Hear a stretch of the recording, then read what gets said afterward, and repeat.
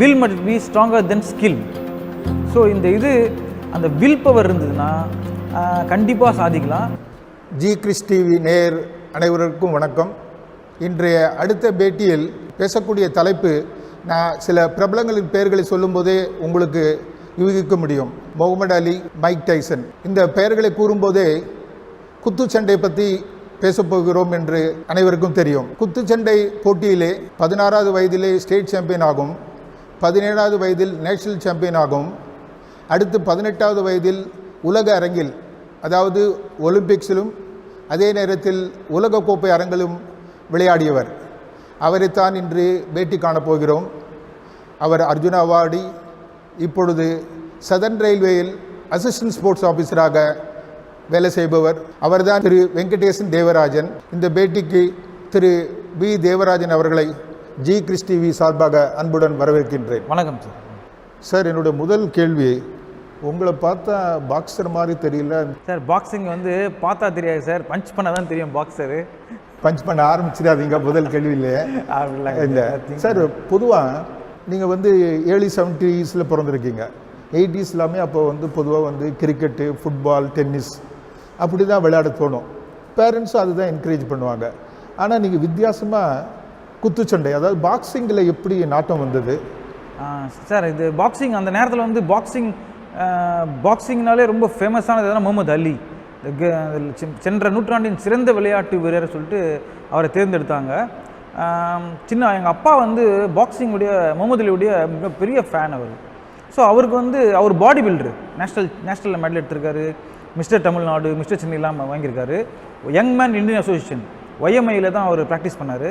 So அவருக்கு என்னென்னா boxing மேலே ரொம்ப மிகுந்த ஆர்வம் இருந்ததால், ரொம்ப அந்த பெரிய ஃபேனாக இருந்ததால் எங்களை வந்து பாக்ஸிங்கில் நல்லா வர வைக்கணுன்ற ஒரு குறிக்கோளோட முகமது அலியை பற்றி நிறைய சொல்லினே இருப்பார். ஸோ முகமது அலியை பார்த்து எங்கள் வீட்டில் எப்பவுமே முகமது அலி ஃபோட்டோ இருக்கும். காலையில் தூங்கி வந்து சாமி ஃபோட்டோவோ இல்லை வேறு யாராவது ஃபோட்டோ முடிக்கணும்ல முகமது அலி ஃபோட்டோ தான் முதல்ல போய்க்கும். ஸோ அந்த மாதிரி முகமது அலி ஃபோட்டோவை பார்த்து முகமது அலி ஸ்டோரியை கேட்டு, முகமது அலி இந்த மாதிரி 18 வயசுலேயே ஒரு ஒலிம்பிக் சாம்பியன் ஆனார், ரோம் ஒலிம்பிக்கில் சொல்லுவார்.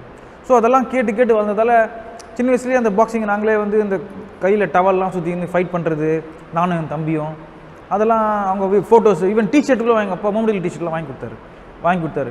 ஸோ இன்னும் ஸ்டில் ஐ ரிமெம்பர், எனக்கு அந்த ஒரு 6-7 வயசில் நான் போட்டதெல்லாம். ஸோ அப்போது அதை பார்த்து நாங்கள் எங்களை பாக்ஸிங் ஒரு கிளப்பில் சேர்த்து விட்டார். ராக்கி 1, 2, 3 கேஷ்னோ தியேட்டரில் எங்கள் அப்பா இட்டுன்னு போய் காமிச்சிருக்காரு ஃபைட்டை. அப்போனா பார்த்துங்க எவ்வளோ பாக்ஸிங் மேலே இன்வால்வ் ஆகிருப்போம்னு சொல்லிட்டு. ஸோ சின்ன வயசில் ஒரு கிளப்பில் எங்களை சேர்த்து விட்டார். ராயபுரத்தில் ஒரு கிளப் இருந்தது. அதுக்கப்புறம் அது YMIயில் ஷிஃப்ட் ஆச்சு. அந்த சப் ஜூனியர் 11 வயசில் நான் சேர்ந்தேன். அப்போது 12 வயசில் நான் ஃபஸ்ட் டைம் ரிங் ஏறுறேன் சப் ஜூனியர்ஸ். அப்போது மொத்தம் சிஸ்டத்துலேயே முதல் முறையாக சப் ஜூனியர் ஃபைட் நடக்குது. சப் ஜூனியர் ஸ்டேட் நடக்குது 1986. 85 ஒன்று நடந்தது, 2வது ஸ்டேட்டு. ஸோ அது முதல்ல நான் பார்ட்டிசிபேட் பண்ணி பெரம்பூர் ரயில்வே கிரவுண்டில் தான் ஃபஸ்ட்டு சப் ஜூனியர் ஃபைட் பண்ணேன். நான் வந்து ஸ்டேட் கோல்டு மெடல் வின் பண்ணேன். ஸோ அதுக்கப்புறம் அப்படியே நேஷ்னல்ஸு, அதுக்கப்புறம் சப் ஜூனியர் நேஷ்னல்ஸ் போனேன், அங்கே சில்வர் மெடல் வின் பண்ணேன். அப்படியே கண்டினியூவாக சப் ஜூனியர் ஒரு 4 இயர்ஸ் விளையாடினேன். அப்புறம் ஜூனியர் விளையாடினேன், அப்புறம் சீனியர் விளையாடினேன், அப்புறம் இன்டர்நேஷ்னல் போனேன். ஸோ இதுதான் ஸ்டார்டிங் வந்து அப்பாவுக்கு வந்து என்னை வந்து நேஷ்னல் சாம்பியன் ஆகணும், இன்டர்நேஷ்னல் ஆகணும், ஒலிம்பிக் போகணும், இதெல்லாம் சொல்லினே இருப்பார் எங்கள் அப்பா. ஏன்னா முகமது அலி 18 வயசில் ஒலிம்பிக் போனார், நீயும் ஒலிம்பிக் போகணும், ஒலிம்பிக் கோல்டு மெடல் வின்னார், நீயும் கோல்டு மெடல் ஒலிம்பிக்ஸ் போகணுன்ற ஒரு அந்த விதையை விதைச்சார் மனசில். சார், ஒரு சின்ன கேள்வி, 1980 முகமது அலி சென்னைக்கு வந்தார். ஆமாங்க. ஒரு எக்ஸிபிஷன் மேட்ச் நடந்தது. நீங்கள் அப்கோர்ஸ் ரொம்ப சின்ன வயசு. ஆமாம். நீங்கள் ஏதாவது அந்த மேட்ச்சை போய் பார்த்தீங்களா? அப்பா போய் பார்த்தாரு. அப்பா அவர்கிட்ட ஆட்டோகிராஃப் வாங்கி வச்சிருந்தாரு. ஸோ அந்த ஆட்டோகிராஃப் இன்னும் என்கிட்ட இருக்குது. அப்போ ரொம்ப சின்ன பையன் நான். ஸோ 73 நான் ஒரு 6-7 இயர்ஸ் ஓல்டு. ஸோ எனக்கு அவ்வளோவா அந்த நினைவு இல்லை. பட் ஆனால் 1989 ஒரு வாட்டி வந்தார் அவர். அப்போ வந்து நான் என்னால் பார்க்க முடியல, நான் +2 படிக்கிறேன். அப்போது ஓகே, என்னுடைய கிளப் மெம்பர்ஸ்லாம் போய் பார்த்தாங்க, அவரை போய் பார்த்துட்டு வந்தாங்க நம்ம சவேரா ஹோட்டலில். பட் ஆனால் அவங்க மேலே எனக்கு ரொம்ப கோவம் எனக்கு, ஏன்னா என்னை விட்டுட்டு போயிட்டாங்கன்னு சொல்லிட்டு. சரி சார், இப்போது நீங்கள் தான் முதல் இந்தியர் உலகக்கோப்பை அரங்கில் அயல் நாட்டில் ஒரு வெங்கல பதக்கத்தை வின் பண்ணீங்க. அது நீங்கள் வின் பண்ணது பேங்காக்ல நடந்த டோர்னமெண்ட் இல்லையா? அது பெரிய அச்சீவ்மெண்ட் இல்லையா அந்த காலத்தில்? ஆக்சுவலி பாக்ஸிங்கில் வந்து அதுக்கு முன்னாடி யாருமே உலகக்கோப்பையில் வெளிநாட்டில் போய் யாரும் பதக்கம் பெற்றதே கிடையாது. நம்ம இந்தியாவிலேயே உலகக்கோப்பை நடந்தது, அதில் வந்து ஜுரம் தாங்கான்ற மிசோராம் வீரர் வின் பண்ணியிருக்காரு. அது கூட வந்து பாக்ஸிங் ஒன்லி செலக்டட் கண்ட்ரிஸ் தான் வந்தது, வெரி ஃபியூ கண்ட்ரிஸ் தான் வந்தது. பட் ஆனால் நான் வின் பண்ணது வந்து உலக அளவில் கிட்டத்தட்ட ஒரு 89 கண்ட்ரி வந்து தாய்லாண்டில் நடந்தது. நான் வந்து அந்த ஃபஸ்ட் ஃபைட்டு உக்ரைன் வின் பண்ணேன், செகண்ட் ஃபைட் வந்து போலண்டை வின் பண்ணேன், தேர்ட் ஃபைட் வந்து மங்கோலியா வின் பண்ணேன், ஃபோர்த் ஃபைட் வந்து தாய்லாந்து கிட்ட க்ளோஸ் ஃபைட்டில் இருந்து போயிடுச்சு. அவர் வந்து லேட்டரான் அவர் வந்து ஒலிம்பிக் கோல்டு மெடல் பண்ணார், 96 ஒலிம்பிக் கோல்டு வின் பண்ணார், காம்சிங் சோம்லுக் சொல்லிட்டு. அதே மாதிரி நான் பாக்ஸிங்கில் இன்னொரு சாதனை இருக்குது. அது என்னன்னா, நான் மங்கோலியா வீரர் வந்து 3 முறை வின் பண்ணியிருக்கேன், Olympic qualifying and Asian games and world கப்பில். லாக்வா சிங் சொல்லிட்டு அவர் வந்து இந்த அமைச்சர் ஃபைட்லாம் விட்டு போன பிறகு ப்ரொஃபஷனல் ஃபைட்டில் WBO ப்ரொஃபஷனல் டைட்டில் அடித்தார், பெல்ட் அடித்தார். அவரை நான் 3 முறை வின் பண்ணியிருக்கேன். ஸோ அந்த மாதிரி ஒலிம்பிக்கில் கூட நான் வந்து யார்கிட்ட லூஸ் பண்ணேன்னா, பார்சலோனா ஒலிம்பிக்ஸ் 1992ல் Cuban world champion Joel Casamayor, அவர் ப்ரொஃபஷனலில் நிறைய டைட்டில் வின் பண்ணார், அவர்கிட்ட தான் இது போயிடுச்சு. அன்ஃபார்ச்சுனேட்லி அது வந்து எனக்கு எப்படின்னா very shortly and very speed growth இருந்து 12 வயசில் ஃபஸ்ட்டு ஸ்டேட் ஏறுறேன், நேஷ்னல் ஃபஸ்ட்டு ஸ்டேஜ் ஏறுறேன். அதுக்கப்புறம் சப்ஜூனியர்லாம் வந்து 16 வயசில் ஸ்டேட் சாம்பியன் ஆயிடுறேன் சப்ஜூனியராக இருக்குது. அப்புறம் 17 வயசில் சீனியர் நேஷ்னல் சாம்பியன் ஆகிறேன், 18 வயசில் ஏஷியன் சாம்பியன் ஆகிறேன் ஒலிம்பிக் குவாலிஃபையிங்கில். 19 வயசில் ஒலிம்பிக் என்னுடைய பர்த்டே வந்து பார்சலோனா ஒலிம்பிக் வில்லேஜில் என் பர்த்டே செலிப்ரேட் பண்ணுறேன். அந்த ஆர்கனைசர் எனக்கு செலிப்ரேட் பண்ணுறாங்க, 19th பர்த்டே, அது சர்டிஃபிகேட்லாம் கொடுத்து இது பண்ணாங்க. அதேமாதிரி 21 இயர்ஸில் வேர்ல்டு கப் மெடல் எடுத்துடுறேன், 22 இயர்ஸில் அர்ஜுனா அவார்டு. ஓகே, 22 இயர்ஸில் லாஸ்ட்டாக நான் லண்டன் ப்ரொஃபஷனல் விளையாடினேன், இப்போ தொழில்முறை போட்டியில். இந்த பாக்ஸிங் வரும்போது feather weight, light weight, heavy weight, இதை பற்றி கொஞ்சம் விரிவாக. ஆமாங்க சார், பாக்ஸிங்கில் வந்து பாக்ஸிங்கில் இதுக்கு முன்னாடி வந்து 10 வெயிட் கேட்டகரிஸ் இருந்தது, அதுக்கப்புறம் 12 ஆச்சு, இப்போ வந்து 13 வெயிட் கேட்டகரி ஆக்கியிருக்காங்க. இப்போ மென் அண்ட் உமன். இப்போது ஒலிம்பிக்ஸில் இதுக்கு முன்னாடி 10 வெயிட் கேட்டகரிஸ் இருந்தது, அதுக்கப்புறம் 8 ஆக்கினாங்க. ஏன்னா ஒரு 3 வெயிட் கேட்டகரியை உமன்ஸை இன்க்ளூட் பண்ணாங்க. ஸோ மொத்தம் 13 வெயிட் கேட்டகரி இருந்தது. ஸோ இதை வந்து கொஞ்சம் மாற்றினே இருக்காங்க. இப்போ மறுபடியும் உமன்ஸை வந்து 5 வெயிட்ஸை இன்க்ளூட் பண்ண போகிறாங்க. ஸோ மென்னை வந்து இன்னும் 8ஆக குறைக்க போகிறாங்க. எங்கள் மென்னில் சொல்கிறேன், ஃபஸ்ட்டு வெயிட் கேட்டகரி லைட் ஃப்ளைனா 46லேருந்து 49 வரும், ஃப்ளை 49லேருந்து 51 வரையும், பேண்டம் 51லேருந்து 54 வரையும், ஃபெதர் 54லேருந்து 57 வரையும். அப்படியே ஒரு இடத்துல மாறும். லைட் வெயிட்டில் லைட் வெல்டரில் 60லேருந்து 63.5 லைட் வெல்டர் 63.5லேருந்து 67 இப்படி வரும். லாஸ்ட் அப்படின்னா super heavy plus 92 super heavy, 81லேருந்து 92 வந்து ஹெவி. இதுதான் வெயிட் கேட்டகரிஸ். உமன்லேயும் அதே மாதிரி லைட் ஃப்ளை பேண்டம் ஃபெதர்னு சொல்லிட்டு 10 வெயிட் கேட்டகரிஸ் இருக்குது. அப்போது ஏஜ் ரெஸ்ட்ரிக்ஷன் எப்படி அதில் வரும்? அது ஏஜ் வந்து எப்படின்னா, ஏஜ் வந்து above 17 is eligible for play senior weight categories. 17 வயசுக்கு மேலே, 17 வயசுக்கு மேலே. அதே மாதிரி பிலோ 40 ஃபஸ்ட்டு வந்து 32 இயர்ஸ் இருந்தது. ஸோ அதுதான் ஹையஸ்ட் ஏஜாக இருந்தது. அதுக்கப்புறம் இந்த இது வந்து அமைச்சருக்கு நான் சொல்கிறேன், இப்போ வந்து 40 ஆகிட்டாங்க. ஸோ அதனால தான் மேரிகாம்லாம் ஸ்டில்ஸ் பிளேயிங். அதே மாதிரி இப்போது இன்னொரு இது இருக்குது, இப்போது சப் ஜூனியர்ஸ் சீனியர்ஸ் யூத் இதெல்லாம் இருக்குங்க. ஸோ அது வந்து இப்போ பாக்ஸிங்லேயே 2 கேட்டகரி இருக்குது. ஒன்று amateur is playing for certificate and medal, and professional வந்து purely playing for money. Amateur is conducted by Tamil Nadu boxing federation, Tamil Nadu boxing association. அது வந்து இந்தியன் பாக்ஸிங் அசோசியேஷனுடைய கண்ட்ரோலில் இருக்கும். BFI boxing federation of India அவங்க ரிஜிஸ்ட்ரேஷனில் இருக்கும். அதே மாதிரி ஸ்போர்ட்ஸ் மினிஸ்ட்ரி அண்டரில் வரும். ஆனால் ப்ரொஃபஷனல் பாக்ஸிங்ன்றது இட் இஸ் ப்ரைவேட். யார் வேணால் வந்து ஒரு கான்ட்ராக்டர், ஒரு மேனேஜர், ஒரு மேனேஜ்மெண்ட்டு, ஒரு ஈவெண்ட் மேனேஜ்மெண்ட் பண்ணுறவர் கூட பண்ணலாம். அது வந்து அதுலேயே வந்து ரெக்கக்னேஷன் இருக்குது, world boxing organisation, world boxing council. So இந்த மாதிரி அந்த இதில் அவங்க ரெக்கக்னைஸ் வாங்கியிருப்பாங்க, வேர்ல்டு லெவலில் வாங்கிட்டு இந்தியாவிலேருந்து இப்போ நடத்துகிறாங்க நிறைய பேர். இதுக்கு முன்னாடி வந்து இந்தியாவில் அந்த மாதிரி ப்ரொஃபஷனல் போர்ட்ஸ்லாம் நடக்காது. ஆனால் இப்போ நிறைய ப்ரொஃபஷனல்ஸ் நிறைய இடத்துல நடத்துகிறாங்க. அமைச்சூர் வந்து அவர் state boxer is going to represent nationals Tamil Nadu மூலமாக ரெப்ரசென்ட் பண்ணுவார். தமிழ்நாடு ஸ்டேட்டில் டிஸ்ட்ரிக்ட்லேருந்து வந்து ரெப்ரசென்ட் பண்ணுவாங்க. அதே மாதிரி இன்டர்நேஷனல் போகிறப்போ India they will represent India பனின் கொடுப்பாங்க. It is coming under sports ministry as well as Indian Olympic association.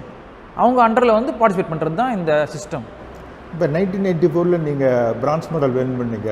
அது எந்த வெயிட் கேட்டகரியில் நீங்கள்? நான் வந்து ஒலிம்பிக்ஸ் வந்து 1992 பார்சிலோனாவில் நான் பேண்டம் வெயிட் விளையாடினேன். 54 கேஜ். அது வந்து 51லேருந்து 54 கேஜ். ஸோ வேர்ல்டு கப் நீங்கள் கேட்குற வேர்ல்டு கப் மெடல் வந்து ஃபெதர் வெயிட்டில் விளையாடினேன் 54லேருந்து 57 கேஜ். ஸோ இப்போது யங்கர் வெயிட் இப்போ அதெல்லாம் பேண்டம் அண்ட் ஃபெதர் அண்ட் லைட்லாம் வந்து டஃபஸ்ட் வெயிட் கேட்டகரி. இப்போது 48 கேஜி லைட் ஃப்ளேலாம் ஒரு 20 பேர் 25 பேர் இருந்தாங்கன்னா இந்த வெயிட்டில் எப்படியும் 50-60 பேர் இருப்பாங்க. இப்போ நீங்கள் நார்மலாக பார்த்தீங்கன்னா குள்ளமாக இருக்கவங்க குறவாக இருப்பாங்க, ரொம்ப ஹைட்டாக இருக்கவங்க குறமாக இருப்பாங்க, நார்மலாக இருக்கவங்க எப்படி இருப்பாங்க, நிறைய பேர் இருப்பாங்க. ஸோ அதனால் இந்த வெயிட் கேட்டகரிஸ்லாம் ரொம்ப டஃபஸ்ட் வெயிட் கேட்டகரி. சார் இப்போது நீங்கள் ஒரு பர்டிகுலர் வெயிட் கேட்டகரியை உங்களை தயார் பண்ணுறீங்க. ஆனால் வெயிட் அப்போது எக்ஸீட் ஆனால் you got to be conscious of your weight இல்லையா? ஆமாங்க சார், ரொம்ப டஃப். அதர்வைஸ் உங்களை டிஸ்குவாலிஃபை பண்ணுவாங்களா? ஒரே ஒரு கிராம் அதிகமாக இருந்தால் கூட யுவர் டிஸ்குவாலிஃபை. எவ்ரி ஃபைட்ஸ் ஒரு ஃபைட்டுக்கு முன்னாடியும் மார்னிங்கில் வந்து நீங்கள் வெயிட் செக் பண்ணணும், மெடிக்கல் செக் பண்ணணும். நீங்கள் வந்து உடல் தகுதியாக இருக்கீங்களா, டாக்டர் செக் பண்ணி சர்டிஃபை பண்ணுவார். அதே மாதிரி ஒரு ஃபைட் நடக்குதுன்னா அது காலையிலேயே உங்களுக்கு வெயிட் தரணும். நீங்கள் வெயிட் செக் பண்ணுவாங்க. அந்த வெயிட் கரெக்டாக இருந்த ஒரு 51லேருந்து 54னா பிலோ 54 இருக்கணும். 54 எக்ஸாக்ட்லி இருக்கலாம். ஆனால் 54.1 கிராம் இருந்தால் கூட யுவர் டிஸ்குவாலிஃபை. அந்த விஷயத்தில் 54.2னா உங்கள் அடுத்த கேட்டகரியில் உங்களை கன்சிடர் பண்ண மாட்டாங்களா? நீங்கள் ஏன்னா you are already your consent. நான் இந்த வெயிட்டில் விளையாடுறேன்னு சொல்லிட்டு இப்போ ஒரு நாள் இந்த வெயிட்டில் விளையாட முடியாதுல்ல, தப்பு, அது ஃபவுல். ஸோ உங்களுக்கு அந்த ரிகரஸ் எந்த வெயிட்டில் நம்ம என்ட்ரி கொடுக்குறோமோ அந்த வெயிட்டில் மெயின்டைன் பண்ணணும். ஒரு ஃபைட் வின் பண்ணிட்டு இன்னொரு ஃபைட்டும் அதே வெயிட்டு. நீங்கள் காம்படிஷன் 5 ஃபைட்ஸ் வந்துன்னா அந்த 5 ஃபைட்ஸ் அந்த வெயிட்டில் வந்து நீங்கள் மார்னிங்கில் கிளியராக வந்து 8 to 9 வெயிட் டைமிங்கு. அதுக்குள்ளே நம்ம எவ்வளோ நாங்கள் தண்ணி குடிக்காமல் ஒரு இது கூட பண்ணாமல் ரன்னிங் போட்டு ஓடுறது, வெயிட்டு குறைக்கிறது, அதெல்லாம் பண்ணிவிட்டு வந்து வெயிட் கொடுக்கணும். என்னுடைய அடுத்த கேள்வி ஆக்சுவலி அதுதான், டயட்டு. இதுக்குன்னு பர்டிகுலர் டயட்டு, ஏன்னா வெயிட் கான்ஷியஸ் உள்ள இது, அது எப்படி நீங்கள் ரொட்டீனில் பண்ணுறீங்க? Boxing is one of the toughest sport. ஏன்னா அந்த வெயிட் எங்களுக்கு அந்த ஃபேட் கண்டென்ட்டே இருக்கக்கூடாது.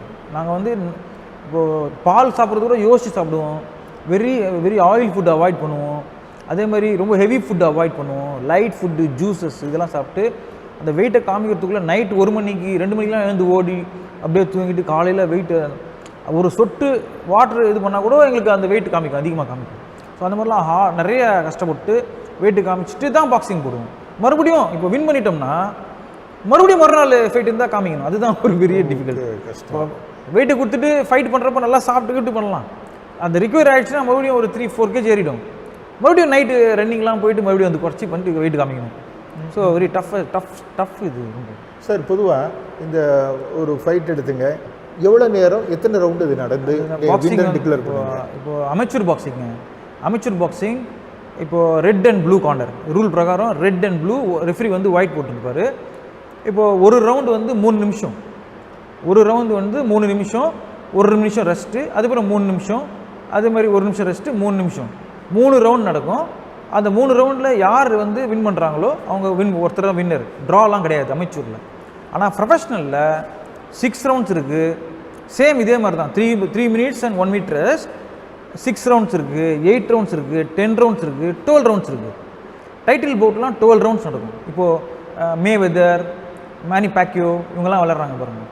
ஸோ அந்த மாதிரி ஃபைட். அதுக்கு வேண்டிய ப்ரைஸ் மணி கூட? ப்ரைஸ் மணி ஆமாம், அதுதான். அது மெயின் பவுட் இருக்குது, சைட் பவுட்ஸ் இருக்குது. ஸ்டார்டிங் ஸ்டேஜில் 4 ரவுண்ட்ஸ் பவுட்ஸ் இருக்கும். அவங்களுக்கு குறவாக மணி தருவாங்க. ஓகே. ஆனால் பாக்ஸிங் அமெச்சூரில் வந்து ஒன்லி 3 ரவுண்ட்ஸ். ஒலிம்பிக்ஸும் 3 rounds, 1 minute rest, 3 rounds. Asian games, national state சாம்பியன்ஷிப்பும் 3 மினிட்ஸ் 3 ரவுண்ட்ஸ் தான். ஸோ அது வந்து வின் பண்ணால் ஃபஸ்ட்டு வந்து ப்ரீ குவார்ட்டர் இருக்கும், அப்புறம் குவார்ட்டர், செமி, ஃபைனல். இல்லை ப்ரீ குவார்ட்டரே ஒரு 2 முறை வரும். ஒரு pre quarter 1, pre quarter 2, quarter, semi, final 5 fights வரும். டஃப் காம்படிஷன் தான் நேஷ்னல் லெவலில். யார் ஒருத்தர் செமிஃபைனலில் லூஸ் பண்ணுறாங்களோ அவங்களுக்கு பிரான்ஸு, ஃபைனலில் போய் லூஸ் பண்ணுறவங்களுக்கு சில்வர், அண்ட் வின் பண்ணுறவங்களுக்கு கோல்டு. சார் நீங்கள் ப்ரொஃபஷனல் பாக்ஸிங் பற்றி பேசுனீங்க. நீங்கள் அதில் இறங்கி அந்த குத்து சண்டை போட்டிங்களா? எவ்வளோ ப்ரைஸ் மணி நீங்கள் வின் பண்ணீங்க? எவ்வளோ கோடீஸ்வரன் ஆகின்றது நான் பர்சனலாக கேட்கல, ஆனால் எவ்வளோ you are able to win that professional games? ஆமாங்க சார், அமைச்சூரில் அப்போல்லாம் ரொம்ப கேஷ் அவார்ட்ஸ்லாம் கிடையாது. இப்போ மாதிரி ஒரு வேர்ல்டு கப்லாம் வின் பண்ணால் 30 லட்சம் 40 லட்சம் தராங்க. அப்போல்லாம் எனக்கு 2 lakhs கொடுத்தாங்க கவர்மெண்ட்லேருந்து. பட் இருந்தாலும் அந்த நேரத்தில் ப்ரொஃபஷனல் போடுறதே ஒரு பெரிய விஷயம். ஒரு இந்தியாவிலேருந்து, அதுவும் தமிழ்நாட்டிலேருந்து ஒருத்தர் ப்ரொஃபஷனலில் போய் பார்ட்டிசிபேட் பண்ணுறது எனக்கு பெரிய விஷயம். ஆஃப்டர் 1996 செகண்ட் ஒலிம்பிக் குவாலிஃபைங் எனக்கு கொஞ்சம் ட்ராப் ஆகிடுச்சு. ஸோ என்னால் பண்ண முடியல. ராங் ஜட்ஜ்மெண்ட்டு அதெல்லாம் கொடுத்தாங்க அங்கே வேர்ல்டு பாடியில். ஸோ அதனால் நான் ப்ரொஃபஷனல் டேர்ன் ஆகலான்னு ஒரு சான்ஸ் வந்து எனக்கு. அந்த நேரத்தில் வந்து மைக் டைசன் கிட்டலாம் போட்டார். லெனாக்ஸ் லூயிஸ் வந்து அவருடைய மேனேஜர் தான் ஃப்ராங்க் மெலோனின்னு ஒருத்தர் இருந்தார், இங்கிலாண்டில் இருந்தார். அவர் ஒரு ஸ்டார் ஸ்போர்ட்ஸ் உடைய பாஸ். அவர் மூலிமா இங்கே இந்தியாவில் ஒரு பிக் ஷாட் இருந்தார். அவர் மூலிமா எனக்கு ஒரு ஆஃபர் வந்தது, ஸ்டார் ஸ்போர்ட்ஸுக்கு சைன் பண்ணுங்கள், இங்கிலாண்டில் நீங்கள் ப்ரொஃபஷனல் பண்ணலாம். உங்களுக்கு வந்து அப்போதைக்கு கொஞ்சம் பணம் கொடுத்தாங்க சார். அப்போது இந்தியன் மணி வந்து குட் அப்போ சேலரியே எங்களுக்கு வந்து ஒரு 5,000 6,000 தான் இருக்கும். அவங்க சடனாக உங்களுக்கு 50,000 மந்த்லி தரேன்னா அது பிக் அமௌண்ட் தானே. ஸோ அந்த நேரத்தில் எனக்கு ஆஃபர் வந்தது. நான் இங்கிலாண்டில் போய் ஒரு 9 months I was stayed at eastern லண்டனில் இருந்தேன். அந்த இந்தியன் கம்யூனிட்டி அவங்கெல்லாம் ரொம்ப வெல்கம் பண்ணாங்க. 3 fights ஸ்டார் ஸ்போர்ட்ஸில் லைவ் வந்தது. ஃபஸ்ட் ஃபைட் நான் ஸ்டாப் பண்ணேன். செகண்ட் ஃபைட் வந்து 4 rounds நான் போட்டேன். தேர்ட் ஃபைட் அப்போ தான் எனக்கு நீல் இன்ஜுரி ஆகிடுச்சு. தேர்ட் ரவுண்ட்ஸ் நடக்கிறப்போ அப்புறம் அதை நான் குவிட் பண்ணிக்கினேன். இந்த நீ ஆப்ரேட் பண்ணணும் சொல்லிட்டு இந்தியாவுக்கு வந்து அப்புறம் நான் போகவே இல்லை. அந்த நேரத்தில் எனக்கு ப்ராப்பராக கைட் பண்ணுறதுக்கு ஆள் இல்லை. ஸோ இப்போ இருக்கிற மாதிரி ஒரு நாலேஜும் அந்தளவுக்கு கிடையாது. ஸோ அந்த நான் வந்து என்னோடய பாக்ஸிங் கேரியரே அன்னையோட அத்தியோட முடிஞ்சிச்சு.